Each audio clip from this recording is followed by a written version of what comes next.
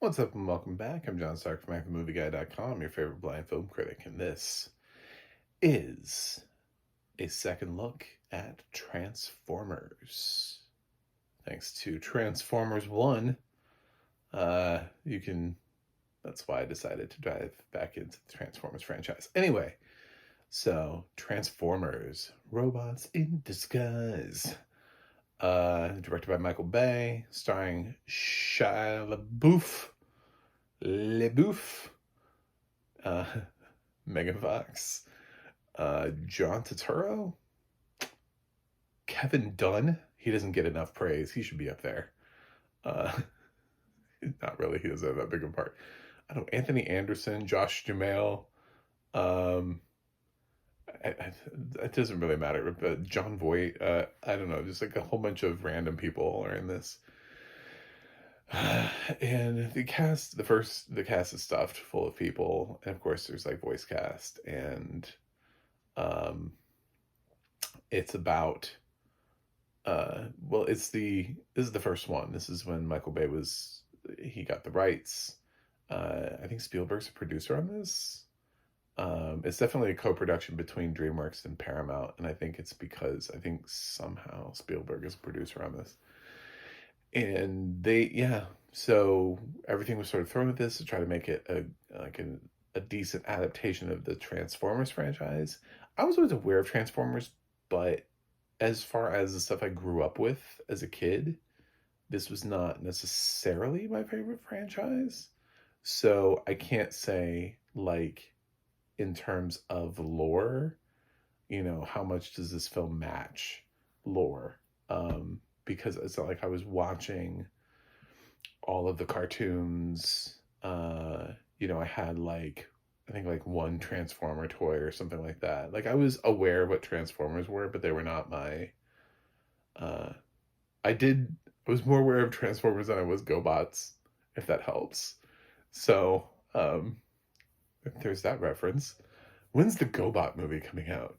Anyway, um, yes. So this is the story of how, uh, the Autobots and the Decepticons came to Earth, and they're having a war.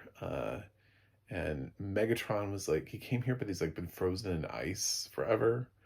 And the Captain Witwicky, Sam's great grandfather, discovered him back in the day, and Sam just been like all over this. This is one of those films where Shia LaBeouf has had 5 Red Bulls, and he's doing his typical Shia thing, which I know grates on some people, but I actually enjoy it. I think this is his performance thing. I'm not totally a Shia hater. I feel like I should be. I feel like the world is like has dictated to me that I'm supposed to hate Shia. And my thought on Shia is um, he needs help and rehab and stuff like that, but he does not need necessarily the same level that some other people who are in that, well, let's just cancel them and throw them off the side of the boat type of thing, have been getting. I think there are levels to all of these things that have been happening. And the thing about Shia is when the guy's wearing a bag on his head that says "I'm not famous anymore," that doesn't mean we laugh at him. That means that's a cry for help. We far too often like to laugh at celebrities instead of actually trying to figure out what's wrong with them and finding out how to get them help. Um, we did with Lindsay Lohan. We did with Amanda Bynes. We did with Shia LaBeouf. We did. It's a problem with child stars, and Demi Lovato should have gone into that in her documentary Child Star, which I reviewed. But sadly, it's not like those people want to be interviewed. I think I mentioned Amanda Bynes would have been an excellent get, but it's not like she wants to talk about it. And Lindsay Lohan has taken like a huge break from Hollywood and is just finally starting to get back into these like really crappy Netflix movies. But they stepped away for a while, for like a long time, and even when they're stepped away, it's like people are still following them with cameras. Like, are you okay? Can you do something crazy? Can I film it for TMZ? It's so the reality about Shia is the reason why I don't have a problem talking about him is because I think people found him to be more entertaining uh, as somebody who wasn't okay, and uh, when things went too far, then all of a sudden everybody acts shocked. They're like, "Oh no, oh no," and I was like, "I could have told you that just by watching what he was doing in his behavior." Um, he clearly needed a break. He needed some time. He needed somebody to care about him in a way that apparently nobody did. We're doing the same thing with Kanye, by the way. People love to when he just says crazy shit all the time. They're like, "Oh my god, did you hear what Kanye said?" And it's like, "Yeah, can we get him some help? Isn't he like diagnosed bipolar? Like, what do we like?" So some people are assholes and predators. Shia is somebody who just needs time. He needs time is what he needs. He needs professionals and time, and he hasn't been able to get that. And now I don't even know what he's like now because he's under all this weird scrutiny. And I don't know that he still has gotten help. You know what I'm saying? I don't know that he has. So that would be my wish for Shia, is that we allow him the space to actually get that, because I think that's what he needed long before anything ever happened that would have canceled him, so to speak. So we should cancel ourselves as much as we should cancel Shia in that situation. Uh, and we need to do better and not laugh at celebrities, and when it's clear that maybe they need a break. Um, Give them the break, give them the space. And while it's fun, while TMZ loves to have this kind of material, you know, it's oftentimes just a signal of something coming down the line. So that's my Shia lesson for today. Since I review films that have people who are like, "Are you allowed to talk about this person anymore?" It's like, I actually don't feel bad talking about Shia, because I think societally we failed him, uh, as we do so many people who we think their mental health struggles are funny.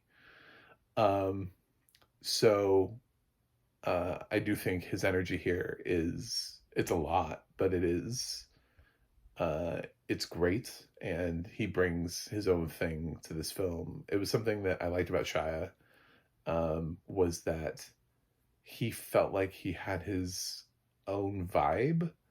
It was this very high energy vibe, and it was always only going to work in certain situations. But for here, when he's having to run around, and it is kind of crazy, like things are kind of crazy in this film with robots, like giant fucking robots standing outside his house that he's talking to. His energy feels necessary, and like a cooler kid, if you pick the cool kid to just be like, "Yeah, man." Like Timothy Chalamet wouldn't work in this film because you know, he'd be playing and he'd be like, "Yeah, what's up, man? What's up, robot?" you know, I just like he'd just be like way too chill for the situation. And he'd be like, "There's a giant robot outside your house, man." I mean, so like some of these times we have to think about the situation and be like, "Okay, so there are dinosaurs. Are you reacting properly in this situation?" um, so, and I do feel like he reacts properly to giant robots, or, "Oh my god, my car is a robot and it transforms." So there's something about his energy that just matches. Megan Fox doesn't have quite that energy, although I like her in this. She's not bad. She just um, Michael Bay just picked an attractive girl and put her there, but for some reason she gets a lot of flack for that, when like historically that's how a lot of actresses have started their careers. Is, "Oh, this film needs an attractive girl, put them in the film." it's definitely something we should break away from, and I don't like we can. I don't know that it's a trope that needs to continue for long periods of time, but uh, actresses, like full on actresses, like plenty of models and stuff, have gotten their start just by being plucked out of and put into a film and been like, "You're the attractive one. It is your job to be the damsel in distress and go." She actually handles herself a lot better, and it isn't like a full on damsel in distress. So she's actually somewhat useful and helpful to the plot, and uh, early indications of a strong female lead, are within her character. So those are kind of the two main humans. John Turturro just plays, I don't even know. Like he's kind of a good guy slash bad guy at the same time. It's very, very strange. You can say the same about John Voight. These characters are just sort of like misunderstanding the entire situation. Are sort of straddling this line between good guy, bad guy, because they have like elements of both, where it's like inherently they think they're good guys and they want to do good, but really they've misunderstood everything, so they're kind of doing bad things. But then, of course, there's the opportunity to redeem themselves and do the good things. So that's presented to them, and plenty of robot action, and really sort of distinct voice work for all the Transformers. You don't really get a lot of distinct characters though, because it's always just really like Bumblebee and Optimus, in terms of the Transformers. The other Transformers are really poorly developed. And over on the Decepticons, really everybody except Megatron, who spends most of his time frozen, always feel like they're underdeveloped as well. Like, this isn't a series that does a really good job of developing the actual robots in disguise. They're there and they come in and they have a scene, and Optimus like tells you who everybody is and why they exist, and he's like, "Here's our medic, Ratchet." But I don't know that you really see the full effect of what a medic transformer would bring to the table, because the humans take so much of that film. But at the same time, I don't know that the writing here is strong enough to support a non-human film. I don't know that Michael Bay was that strong of a director. So he's good at action sequences, and I do remember what this film looked like, and it looked cool in theaters, I thought.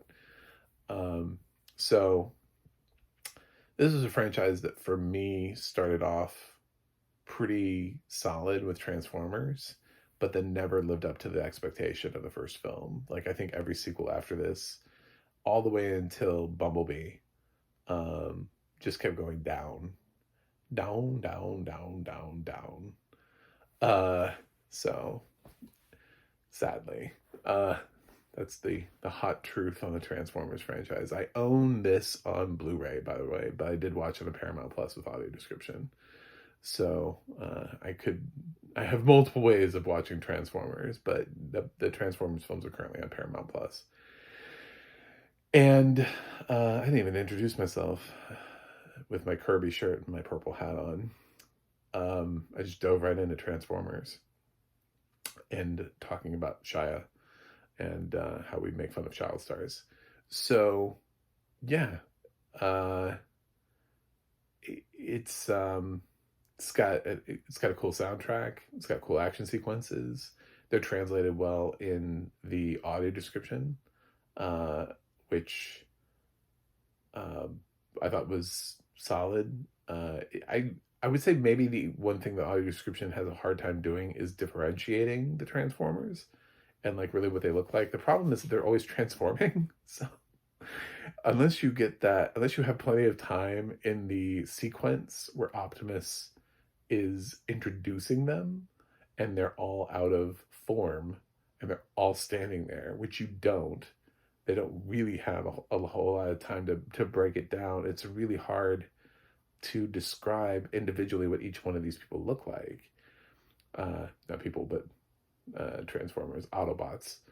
And the same thing goes for the Decepticons. Like, they're not really you get a better definition of what they look like when they have transformed into whatever it is they transform into than when they actually are the other. So it's interesting. Um, but, and like the MacGuffin here is like a pair of glasses. I love that. I love it's the most random thing that you could possibly think of. So yeah, there's stuff for you to enjoy here and fighting, and I think it's a decent start to the franchise. No, I'm not going to give this an A, and no, it doesn't have the kind of nostalgic vibe where you're gonna be like, oh, he's giving it too high of a grade because blah blah blah. I don't have a deep connection to Transformers. I've seen this film. This is probably like my fourth or fifth time seeing Transformers, the first one, and I enjoy it every time. But I don't like. I'm not like, oh my god, I feel honored to be sitting here today. I enjoy the first Transformers film. It's the one it's the one film where I can say that I feel like I'm okay to say that. And then we jump around and then I have to like jump to Bumblebee. Like the next four films in this franchise will get kind of very uneven and sketchy, and uh my feelings on those are going to start dropping dramatically. And then we bounce back up.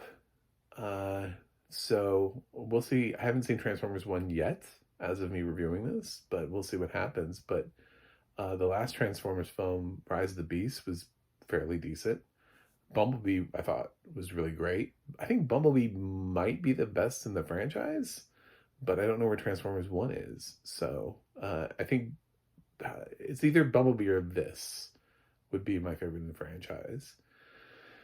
Uh, so yeah, that's a little second look at Transformers. Watching it again, there are way too many characters in this film. This is like if you're like, what's the hot take from you having seen this film so many times? I was like, too many characters in this film, like way too many characters in this film. Cut like the franchise eventually like cuts some of them out, and they just don't return for sequels. But I don't know what Michael Bay was doing here. Like there are way too many people in this film because it pulls from the Transformers. So in some ways it saves his budget because he's focusing on all these actors, and it allows him to have all these recognizable faces to market. But at the same time, damn dude, there are way too many people in this film to try to like follow and keep track of. So I wouldn't have done that. I would trim the cast, trim the fat. By Anthony Anderson. I don't know why he's in this. Like I mean, just so many people where it's just like, why are you here? Yeah, they're like the nerd characters. They could have just been one. All you need is like one nerd. Like you just need one person who knows far too much. For some reason, they're like multiple. Um, and then you have like two government officials because you're like John Voight and John Turturro. And it's like, I don't need this many people. And then the other guy comes in and he's like, I'm from Sector 6, or I can't remember what it's called. Whatever it is, Sector 7, or what do we need more? Like, does this film need more? Like, every time you think that you've reached maximum amount of human characters, they add another one. You know, even Josh Jamal, he's got like a squad. So it's yeah, it's just like it's too much. It's too many characters. So that would be the reflection that I have at this point in the film. If having seen it so many times, I'm like, it would be nice to actually have the Transformers more on screen in the film called Transformers. Although arguably Bumblebee has a ton of screen time, but uh I don't know that makes up for it. I don't know that, Anyway, I don't know that I see. For me, I can kind of remember, and I remember the scenes, and I even remember like just the way that Michael Bay uses like I would say even like color grading in the shots. He uses like this weird like slow-mo stuff. Everything looks kind of the same. It's very hard to talk about Michael Bay and say to a blind person like, well, what makes a Michael Bay film? And it's like, I don't know, man. He blows shit up, and he has this very distinct visual style where even when like Michaela is like fixing the car, like you could take that shot and be like, who directed this? And people be like, Michael Bay. You don't even need to know. Like you need no context, but there's just like that scene and the way that it's shot, and also the way that it's scored. Like there are ways that the score works in a Michael Bay film, that feel like I'm watching Transformers, but then I'm also like watching Con Air or The Rock. Not Con Air because that's Simon West, The Rock. Um, and there are vibes, there are Michael Bay vibes reaching all the way back that just sort of have this connective tissue. So, and then I mean, he keeps going with it too. So, probably the one time that he doesn't use a lot of his tropes was 13 Hours. It was the one time that he dropped a lot of his tropes and tried to direct a straight up movie. When it was a true story, well, based on a true story and a war movie, and he tried not to have his usual shit, even that's an action film. So, um, you can watch Transformers if you want. It's on Paramount Plus. I like it. I don't love it, but I like it, and I think some of the performances are fine. I think this film and this franchise gets shit on a little bit much, but kicking right out of the gate, I enjoyed this when I was in theaters, and I enjoy this every time I watch it. It's not perfect, it's flawed, but I do enjoy it, and I've enjoyed it like 5 times, and there's something to be said for that. So I've had good times with it sighted, and now had good times with blind, and um, that's not that's not easy to pull off. Sometimes with films, they wear out after time. Like as time goes on, you start to see too many kinks in the armor. Really, here it's just like, man, there's a lot of humans in this film. Um, that's really all I'm noticing. Like as the film progresses, I'm like, it's a little bit much. But I'm still gonna give Transformers a B plus. So yeah, and that's it. I'm gonna check out more Transformers movies leading up to my review of Transformers One. But um, thanks for watching. Thanks for subscribing, and I'll see you guys on the other side.